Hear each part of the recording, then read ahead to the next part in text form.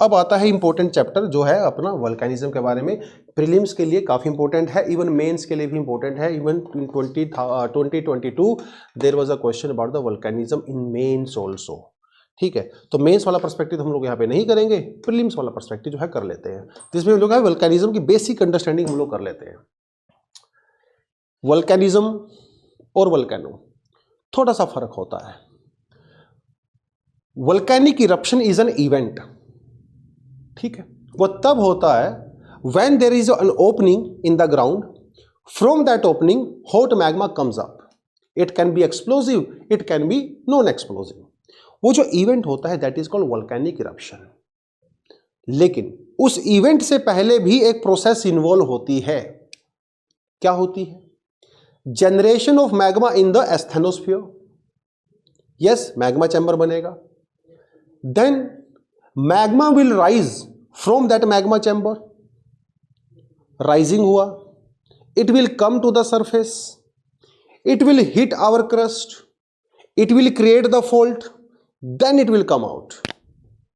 ये जो सारी प्रोसेस होती है उसे वोल्केनिज्म कहते हैं, और जो इवेंट होता है उसे वोल्केनिक इरप्शन कहते हैं। बट एक चीज तो आपको पता है, वोल्केनिक इरप्शन के लिए one thing that is must is the magma. Creation of magma chamber in asthenosphere is must, it should be there. तो ये हमें पता है। तो ये देखिए जरा, ये हमारा मैग्मा चैम्बर है, मैग्मा चैम्बर है, मैग्मा चैम्बर है। यहां पे मैग्मा चैम्बर पूरी तरह से भरा हुआ है, आधा है, और यहां पे पूरी तरह से खाली है, क्योंकि ये जो पाइप के थ्रू मैग्मा आ रहा है ये तो यहीं से आएगा ना। तो अगर ये मैग्मा चैम्बर भरा हुआ है then it would be very active volcano. ठीक, जैसे माउंट वेसुवियस एक्टिव वोल्केनो है, किलीमंजारो एक्टिव वोल्केनो है, बहुत सारे एग्जांपल हमारे पास है। ठीक है, माउंट स्ट्रोम्बली मेडिटेरेनियन सी के अंदर है, एक्टिव वोल्केनो है। जो आधा भरा होगा इसे हम लोग डोरमेंट वोल्केनो कहते हैं, मतलब कभी भी फट सकता है। जब ये हमारा मैग्मा पूरी तरह से भर जाएगा it will come up, it will become active. जो एक्सटिंक्ट वोल्केनो होता है इसका मैग्मा चैम्बर खाली होता है, ठीक है, खाली होता है। So a volcano is an opening in the earth crust that allows molten rock gases debris to escape the surface। क्योंकि ये जो मैग्मा चैम्बर होता है ये होता क्या भैया, this is nothing but the molten rocks, you will find water vapor। ठीक है, water vapor, you will find some other kind of debris also। इसे पायरोक्लास्टिक मटेरियल भी कहते हैं, ठीक है, पायरोक्लास्टिक मटेरियल भी कहते हैं इसको। यह सब आपको यहां से मिलेगा। ये एक वेंट के थ्रू ऊपर की तरफ आता है, इसे वेंट कह सकते हो आप, पाइप भी कह सकते हो। इसके थ्रू ये जो है ऊपर की तरफ आता है। The volcanoes tend to exist along the edges between tectonic plates, massive rock slabs that make up earth surface. About 90% of the volcanoes exist within the ring of fire. हम लोग थोड़ा बाद में करेंगे, ठीक है। तो ये हम लोग पहले ही देख चुके हैं कि जब दो प्लेट आपस में कन्वर्जेंस इनका होता है तो यहां पे मैग्मा चैम्बर क्रिएट होता है। मैग्मा चैम्बर क्रिएट होगा तो ये ऊपर की तरफ आने की कोशिश करेगा, it will create some fault here, और इस फॉल्ट से हमारा ऐसे वोल्केनिक इरप्शन होता है ना। तो जहां पे कन्वर्जेंट प्लेट बाउंड्रीज होती हैं, कॉन्टिनेंटल कॉन्टिनेंटल नहीं, कॉन्टिनेंटल नहीं, जहां पे ओशियन कॉन्टिनेंटल होगा, ओशियनिक कन्वर्जेंस होगा, वहां पे आपको जो है इस तरह के वोल्केनिक इरप्शन देखने को मिलेंगे। अब आप सोच रहे हो कि सर कॉन्टिनेंटल में क्यों नहीं होता है वोल्केनिक इरप्शन? इसके दो कारण हैं। First reason is that continental crust is very very thick, है ना, it is impossible for this magma to break this thick rock, पहला रीजन। दूसरी बात, in order to create magma this plate needs to be subducted very very deep, few 100 kilometres. But ये आपको अच्छे से पता है कॉन्टिनेंटल प्लेट में सबडक्शन होता ही नहीं, ठीक है, इट गोज ओनली 30-40 किलोमीटर, और 30-40 किलोमीटर जब ये जाता है तो मेल्ट होता ही नहीं, क्योंकि 30-40 किलोमीटर पे उतना टेम्परेचर ही नहीं होता। इन रॉक्स को मेल्ट करने के लिए 700, 800, 1000, 1200 डिग्री के आसपास टेम्परेचर चाहिए होता है, लेकिन 30-40 किलोमीटर पे इतना होता नहीं, 300-400 डिग्री होता है, उतने पे मेल्ट ही नहीं होती हैं। So these are the two reasons के कॉन्टिनेंटल क्रस्ट में आपको वोल्केनिक इरप्शन देखने को नहीं मिलता है। आप हिमालय का एग्जांपल ले सकते हो। हिमालय में वोल्केनिक इरप्शन क्यों नहीं है? क्योंकि यहाँ पे दो continental plates, one is Indo Australian plate and Tibetan plate, they are converging. Indian plate is subducting beneath the Tibetan plate, but it does not go very deep. There is no magma chamber created, so no volcanic eruption. ठीक, चलिए, ये आपको मैं करवा चुका हूं. Acidic और basic के अंदर डिफरेंस क्या होता है, इसे आप क्रीम से कर सकते हो, इसे मिल्क से कर सकते हो, सारी चीजें मैं आपको आराम से बता चुका हूं. ठीक है, तो जो एसिडिक लावा होता है ये एक्सप्लोजिव इन नेचर होता है. जो बेसिक लावा होता है वो बेचारा जेंटल होता है, आराम से आता है, प्यार से आता है, धीमे से आता है. ठीक है, हालांकि इसके पीछे भी रीजन है ऐसा क्यों होता है. ठीक है, बट वो थोड़ा सा मेंस की टेरिटरी में चला जाएगा. फिर भी आपको हल्का सा बताता हूं कि ये एक्सप्लोजिव क्यों होता है. आप ना प्रेशर कुकर की तरह से देखिए, प्रेशर कुकर, तो प्रेशर कुकर में जितना प्रेशर ज्यादा होगा तो उसकी सीटी भी उतनी ही तेज होगी. ठीक है, इसी तरह से मान लो ये हमारा ये पाइप है जहां से वोल्केनो मैग्मा जो है आ रहा है. ठीक है, ये हमारा मैग्मा चैम्बर है. अब ये क्या हुआ ना, एसिडिक इन नेचर है. एसिडिक जो होता है वो जल्दी ठंडा हो जाता है. ठीक, क्योंकि इसके अंदर हीट कम होती है. जो बेसिक होती है उसके अंदर हीट बहुत ज्यादा होती है, वो बहुत समय लगता है ठंडा होने में. इसके अंदर सिलिका कंटेंट भी होता है, वाटर वेपर्स भी काफी होते हैं, तो high silica content, high amount of water vapour gases ज्यादा होता है इसके अंदर. अब हुआ ये कि जब मैग्मा चैम्बर से इस पाइप के थ्रू ये बाहर आया, कुछ तो बाहर चला गया, लेकिन कुछ तो इस पाइप के अंदर भी रहेगा ना. अब मैग्मा चैम्बर एम्प्टी हो गया, इट्स एम्प्टी नाउ, लेकिन इस पाइप के अंदर तो अभी भी है ना. बाद में क्या होगा, ये सॉलिडिफाई हो जाएगा, इसके अंदर जम जाएगा. अब बाद में फिर से suppose few thousand years in the future ये मैग्मा चैम्बर दोबारा से भरेगा. अब ये फिर से ऊपर आने की कोशिश करेगा इसी रास्ते से, लेकिन रास्ता तो ब्लॉक हो गया, क्योंकि ये तो एसिडिक मैग्मा था, ये बड़ा जल्दी ठंडा हो गया. अब ये मैग्मा नीचे से इसको जो है प्रेशराइज कर रहा है, but this is not letting it come out because this is blocked now.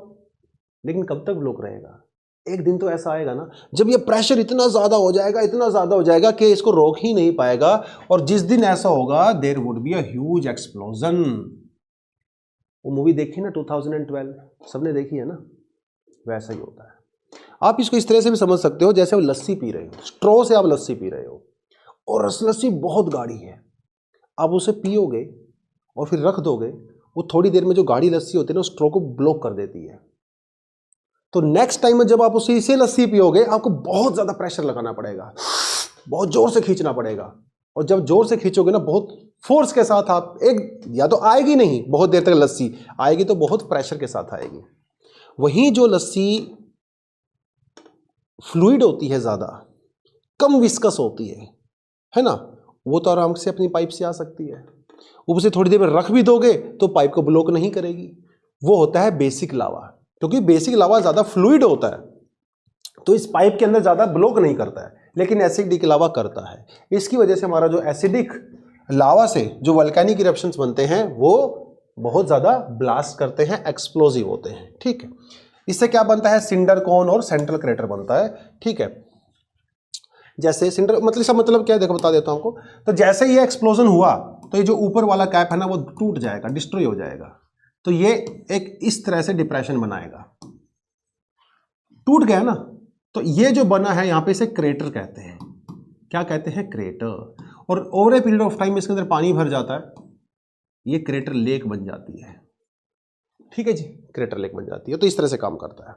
तो थोड़ा सा आप इसको देख भी सकते हो. ठीक है, मैग्मा हमारा जो होता है, ठीक है, मैग्मा टाइप, सिलिका कंटेंट, ठीक है, iron magnesium content, temperature, eruption और विस्कोसिटी. ठीक है, ये होता है जी फेल्सिक. ठीक है, फेल्सिक मतलब एसिडिक. ठीक है, फेल्सिक मतलब एसिडिक. इसके अंदर होता है 70%. ठीक है, आयरन मैग्नीशियम कंटेंट थोड़ा कम होता है, टेम्परेचर बिलो 1900 डिग्री सेंटीग्रेड होता है. इसका मतलब ये बहुत जल्दी मेल्ट हो जाता है, एक्सप्लोजिव इन नेचर होता है. जैसे हम लोगों ने देखा विस्कोसिटी बहुत हाई होती है, बहुत गाढ़ा होता है. अभी लस्सी वाला एग्जांपल दिया है ना, तो ये वही होता है। फिर हमारे पास आता है एंडेसाइटिक। ये भी एंडेसाइटिक भी एसिडिक होता है, इसलिए ये भी एक्सप्लोजिव होता है। ये उतना ज्यादा विस्कस नहीं होता जितना हमारा रायलाइटिक होता है, लेकिन फिर भी ठीक ठाक होता है, मीडियम लेवल का होता है। तो लस्सी थोड़ी कम गाढ़ी होती है। फिर हमारे पास आता है मैफिक, जो कि बेसिक इन नेचर होता है, ठीक है। ये वाले बिल्कुल जेंटल होते हैं, एक्सप्लोजिव नहीं होते हैं, बहुत ज्यादा विस्कस नहीं होते हैं, लाइक अ मिल्क। तो ये मिल्क वाला एग्जांपल है, ये आपका मलाई वाला एग्जांपल है, या क्रीम वाला एग्जांपल है। ये भी मिल्क है, ये भी मिल्क है। ये जेंटल होता है, ये भी जेंटल होता है। इसका टेम्परेचर बहुत हाई होता है, इसका भी हाई होता है, इन दोनों का थोड़ा कम होता है, 1000 तक होता है। ये होता है अल्ट्रा मैफिक रॉक्स, जिसे जो है पिक्रिटिक रॉक्स भी कहते हैं।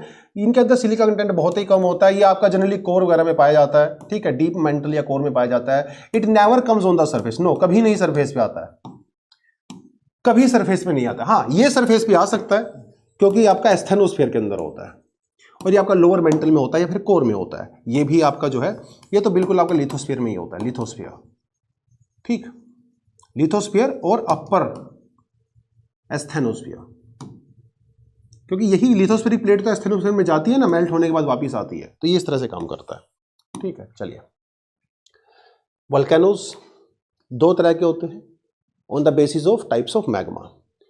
ये हम लोगों ने बात कर ही लिया है पहले से।